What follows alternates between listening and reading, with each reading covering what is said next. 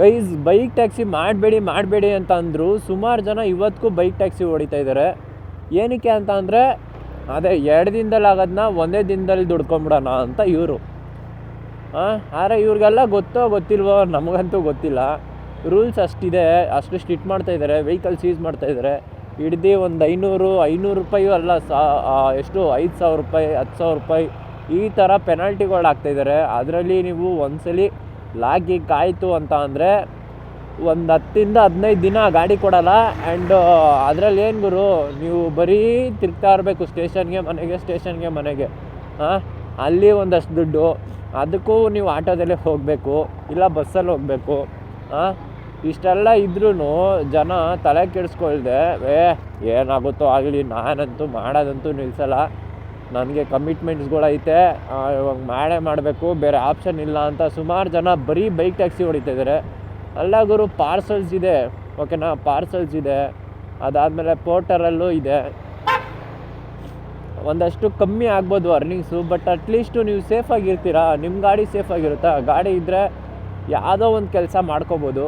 But ಇವತ್ತು time date ಬಂದು 22, ಇವತ್ತಿಗೂ 22 ಆದ್ರೂ ಇನ್ನೂ ಬೈಕ್ ಟ್ಯಾಕ್ಸಿ ಹೊಡಿತಾ ಇದ್ದಾರೆ ಅಂತ ಅಂದರೆ ಏನು ಹೇಳ್ತೀರಾ ಇದ್ರ ಬಗ್ಗೆ? ಅದರಲ್ಲೂ ಹೆಲ್ಮೆಟ್ನಂತೂ ಚೇಂಜ್ ಮಾಡಲ್ಲ, ಅಷ್ಟೆಲ್ಲ ಇದಿದೆ, ಆದರೂ ಆಫ್ ಹೆಲ್ಮೆಟ್ ಕೊಟ್ಟು ಕೂರಿಸ್ಬಿಟ್ಟಿದ್ದಾರೆ.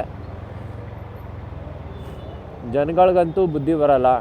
ಸುಮ್ಮನೆ ನಿಮ್ಮ ಲೈಫೇ ಸುಮ್ಮನೆ ರಿಸ್ಕಲ್ಲಿ ಬರುತ್ತೆ. ಅಷ್ಟು ಬಡ್ಕೊಂಡ್ರು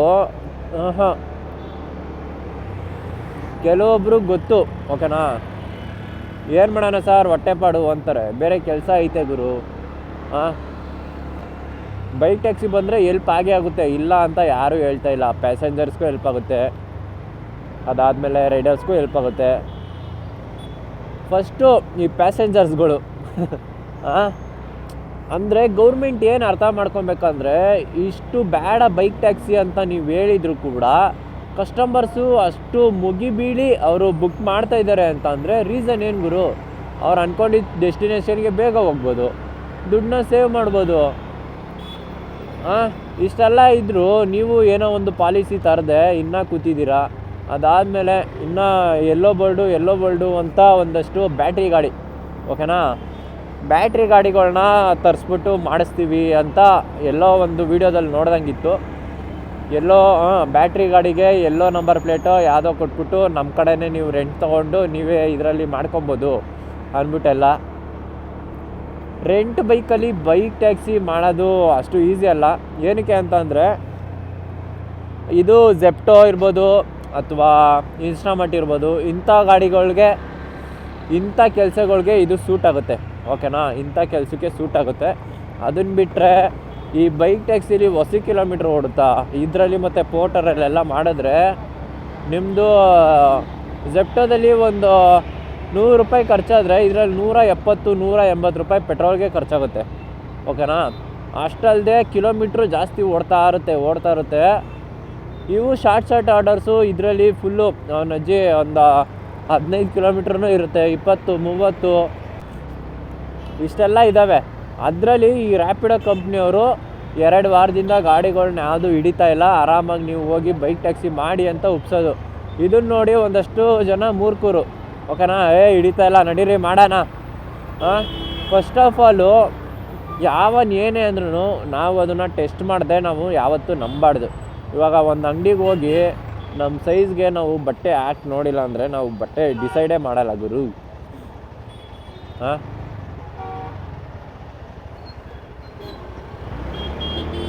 ಕರೆಕ್ಟ್ ಅಲ್ವಾ? ನಾವು ವೇರ್ ಮಾಡಿ ಸೈಜ್ ಕರೆಕ್ಟ್ ಆಯ್ತಾ ಅಂದ್ಬಿಟ್ಟು ನೋಡ್ಬಿಟ್ಟೆ ಗೆಸ್ ಮಾಡಿನೇ ನಾವು ತೊಗೊತೀವಿ. ಇನ್ನು ಇದರಲ್ಲಿ ಇವ್ರು ಯಾರೋ ಹೇಳಿದ್ರು, ಇವ್ರಿಗೇನು ಒಂದು ಬಿಸ್ನೆಸ್ ನಡೀತಾ ಇರಬೇಕು, ಇವ್ರಿಗೆ ದುಡ್ಡು ಬರ್ತಾ ಇರಬೇಕು. ಹೇಳ್ತಾರೆ ನಾವು ಏನಾದರೂ ಗಾಡಿಗಳನ್ನ ಸೀಸ್ ಮಾಡಿದ್ರೆ ನಮ್ಮ ಕಡೆನೇ ನಿಮಗೆ ಕಟ್ಕೊಂಡು ಕೊಡ್ತೀವಿ ಅಂತ ಹೇಳ್ತಾರೆ. ಇವ್ರು ಸೀಸ್ ಮಾಡೋದು ಯಾಕೆ, ಇವ್ರು ಕಟ್ಕೊಂಡು ಕೊಡೋದು ಯಾಕೆ? ಒಟ್ಟಿನಲ್ಲಿ ಸೀಸ್ ಮಾಡ್ತಾಯಿದ್ದಾರೆ ಅಂತ ಗೊತ್ತಾಗ್ತಾ, ಅದರಲ್ಲೇ ಗೊತ್ತಾಗಬೇಕಲ್ಲ. ಅದಲ್ದಿರ ಇವ್ರು ಹೇಳೋದನ್ನ ಏನು ಮಾಡಲ್ಲ, ಓಕೆನಾ. ನಿಮ್ಮ ಗಾಡಿನ ಹಿಡ್ದು ಪೊಲೀಸವ್ರು ಇದು ಮಾಡಿದ್ರೆ ಪೆನಲ್ಟಿ ಅವ್ರು ಬಂದು ಕಟ್ತಾರ, ನೀವೇ ಕಟ್ಟಬೇಕು, ಅವ್ರು ಯಾರು ಬರೋಲ್ಲ.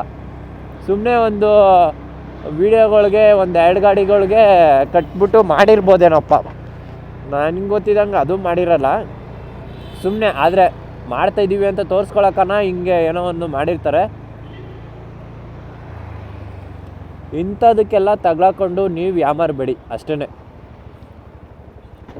ನೋಡಿರಿ, ಆರಾಮಾಗೆ ಇನ್ನೂ ಎಷ್ಟೋ ಡೆಲಿವರಿ ಜಾಬ್ಸ್ ಐತೆ, ಮಾಡ್ಕೊಳ್ಳಿ ಸ್ವಲ್ಪ ದಿನಕ್ಕೆ. ಅರೆ ಬೈಕ್ ಟ್ಯಾಕ್ಸಿಯಲ್ಲಿ ಅರ್ನಿಂಗ್ಸ್ ಆಗೋ ಥರ ಬೇರೆದ್ರಲ್ಲಿ ಆಗಲ್ಲ ಗುರು, ಅದಂತೂ ನಿಜನೇ.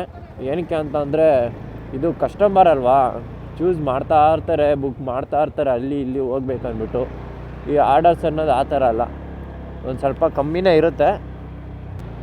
ಬೈಕ್ ಟ್ಯಾಕ್ಸಿ ಬಿಡ್ರಿ ಸ್ವಲ್ಪ ದಿನ ತೊಂದರೆ ಇಲ್ಲ. ಏನಕ್ಕೆ ಅಷ್ಟು ಇದಾಗಿ ಆಡ್ತಿದ್ದೀರ ಬೈಕ್ ಟ್ಯಾಕ್ಸಿ ಅಂದ್ಕೊಂಡು?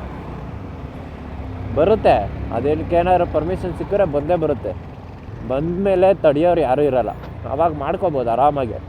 ಇವಾಗ ರಿಸ್ಕ್ ತೊಗೊಂಡು ಈ ಟೈಮಲ್ಲಿ ಯಾರಿಗೋ ಒಬ್ರಿಗೆ ಹೆಚ್ಚು ಕಮ್ಮಿ ಆಯ್ತಪ್ಪ, ಯಾಕಪ್ಪ ಬೇಕು ಸವಾಸ? ಈ ಥರ ಟೈಮಲ್ಲಿ ನೀವು ಏನಾದರೂ ಹೋಗಿ ಬೈಕ್ ಟ್ಯಾಕ್ಸಿ ಮಾಡಿ ಒಂಚೂರು ಹೆಚ್ಚು ಕಮ್ಮಿ ಆಯಿತು ಅಂದರೆ, ಫಸ್ಟ್ ಆಫ್ ಆಲು ಮಾಡಿದ್ರೇ ತಪ್ಪು. ಅದರಲ್ಲಿ ಮಾಡಿ ಆ್ಯಕ್ಸಿಡೆಂಟ್ ಆದರೆ ಯಾವ ರೀತಿ ರುಬ್ಬೋದು ನಿಮ್ಮನ್ನ ಒಂದು ಸ್ವಲ್ಪ ಇಮ್ಯಾಜಿನ್ ಮಾಡ್ಕೊಳ್ಳಿ. ಇವ್ರದ್ದು ತೋರಿಸ್ತೀನಿ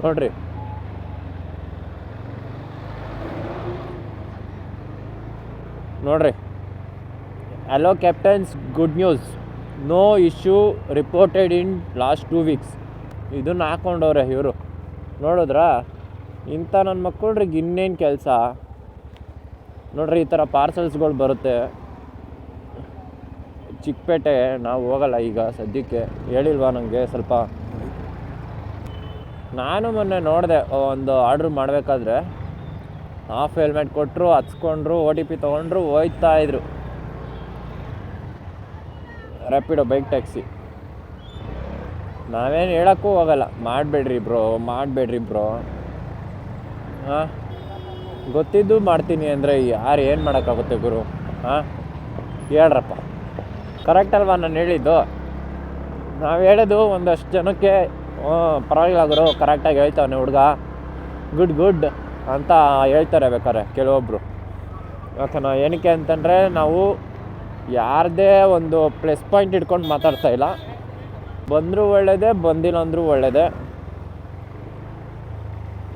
ಬಂದಿಲ್ಲ ಅಂದರೆ ಸ್ವಲ್ಪ ರೇಟ್ನ ಜಾಸ್ತಿ ಮಾಡಿಸ್ಬೇಕು, ಓಕೆನಾ?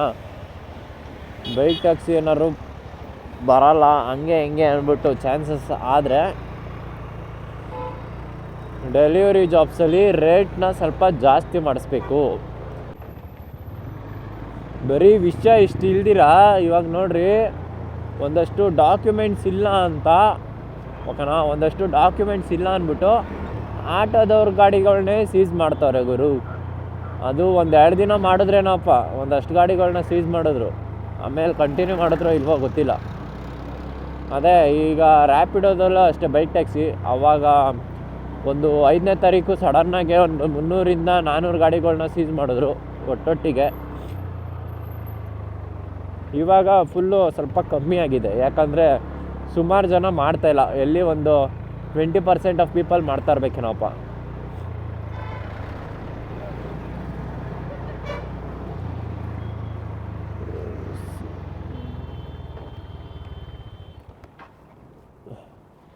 ಇನ್ನೂ ಒಂದಷ್ಟು ಜನ ಹೇಳಿದ್ರು, ಸುಪ್ರೀಂ ಕೋರ್ಟು ಆರ್ಡರು ಒಂದು ಸೆಪ್ಟೆಂಬರ್ 11, ಓಕೆನಾ? ಸೆಪ್ಟೆಂಬರ್ 11ಗೆ ಕೊಟ್ಟಿದ್ದಾರೆ.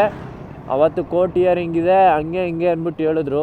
ಬಟ್ಟು ಆ ಥರ ಯಾವುದೇ ರೀತಿ ಒಂದು ರೆಕಾರ್ಡ್ಸ್ ಇಲ್ಲ ಗೈಸ್. ಇವರು ಸೆಪ್ಟೆಂಬರ್ 11 ಮಾಡ್ತೀನಿ ಅಂತ ಹೇಳಿಲ್ಲ, ಇನ್ನೂ ಡೇಟೇ ಫಿಕ್ಸ್ ಆಗಿಲ್ಲ, ಓಕೆನಾ? ಯಾವ ಡೇಟ್ಗೂ ಹೇಳಿಲ್ಲ ಇನ್ನು. ಇವರು ಯಾರು ಹೇಳಿದ್ರು ಇವ್ರಿಗೆಲ್ಲ ಗೊತ್ತಿಲ್ಲ. ಒಟ್ಟಿನಲ್ಲಿ ಇನ್ನೂ ಡೇಟ್ ಬಂದಿಲ್ಲ. ಸೊ ಡೇಟ್ ಬಂದಾದಮೇಲೆ ನಾನು ನಿಮಗೆ ಅಪ್ಡೇಟ್ ಮಾಡ್ತೀನಿ. ರ್ಯಾಪಿಡೋಗೆ ಗ್ರೀನ್ ಸಿಗ್ನಲ್ ಸಿಗ್ತಾ ಅಥವಾ ರೆಡ್ ಸಿಗ್ನಲ್ ಸಿಗ್ತಾ, ಯಾವ ಸಿಗ್ನಲ್ ಸಿಕ್ಕಿದ್ರೂ ನಾನು ನಿಮಗೆ ತಿಳಿಸ್ಕೊಂಡು ಕೊಡ್ತೀನಿ. ಅವಾಗಿಂದ ಮಾಡಿರಿ. ಗ್ರೀನ್ ಸಿಗ್ನಲ್ ಬಂದರೆ, ರೆಡ್ ಸಿಗ್ನಲ್ ಬಂದರೆ ಸ್ಟಾಪ್ ಮಾಡಿಬಿಟ್ಟು ಮಾಡೋ ಕೆಲಸಗಳನ್ನ ಮಾಡ್ಕೊಳ್ಳಿ.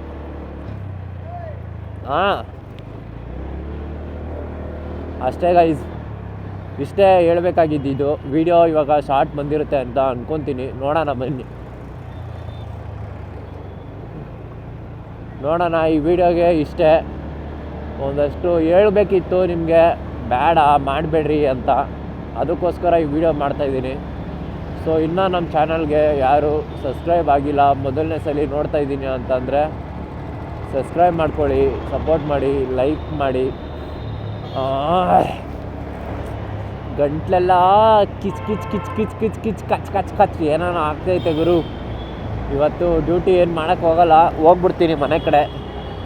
ಸೀದಾ ಹೋಗಿ ಮೊಬೈಲ್ ನೋಡಿಕೊಂಡು ಸ್ವಲ್ಪ ಎಡಿಟ್ ಐತೆ, ಹೋಗಿ ಎಡಿಟ್ ಮಾಡಿಕೊಂಡು ಸ್ವಲ್ಪ ರೆಸ್ಟ್ ಮಾಡ್ತೀನಿ.